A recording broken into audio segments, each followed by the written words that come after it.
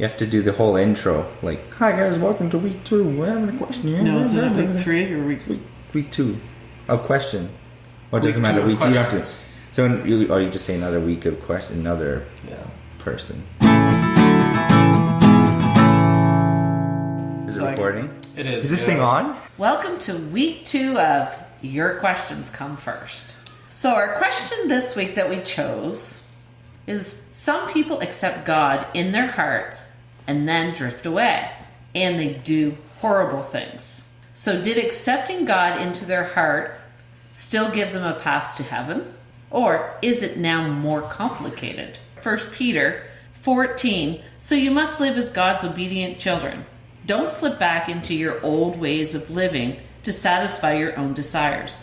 You didn't know any better, but now you must be holy in everything you do, just as God who chose you is holy. For the scriptures say, you must be holy because I am holy. So this question this week is kind of a tough one, and I apologize for you, some of you, maybe because we're not going to have a conclusive answer. We can't answer this question 100%.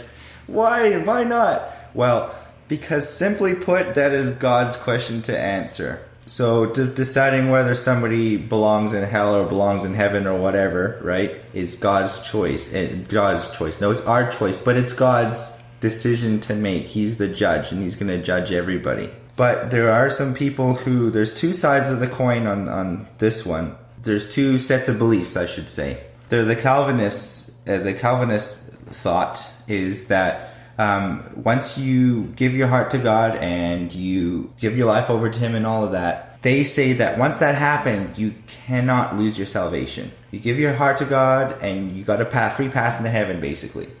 And then there's the Arminianists who say you can lose your salvation. So that means, okay, you give your life to God and then you go do a whole bunch of bad stuff. So if you had died when you had given your life to God, then you would go to heaven. But if you had died after you'd done all that bad stuff, after you had given your life to God, then you would be going to hell. So that's what they think. So there's these two lines of thought. Which one's right? Well, we don't know.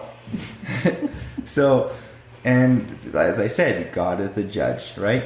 So the Calvinists, they believe too that their argument would be if somebody did bad things, then they would not be going to heaven because their original confession of faith and asking God into their heart was not real and was not sincere. So therefore, whatever happened after that was just a natural following because they weren't sincere in the first place. Romans 6, verses 1 and 2, and I'm going to be reading from the New Living Translations here because it just sounds better. So, well then, should we keep on sinning so that God can show us more and more of his wonderful grace? Of course not. Since we have died to sin, how can we continue to live in it?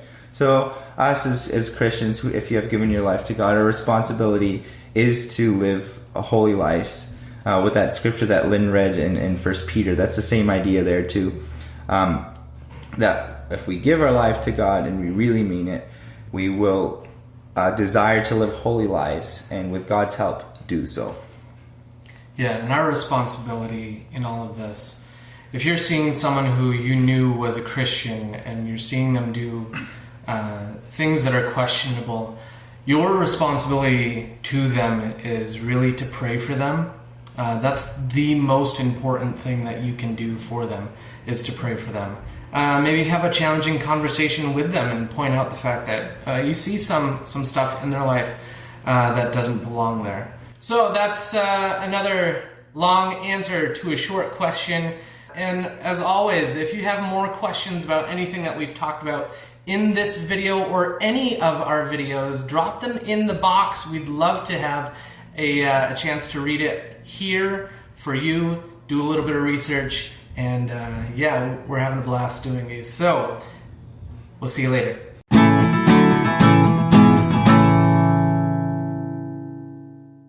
Ta-da! Ding, ding, ding.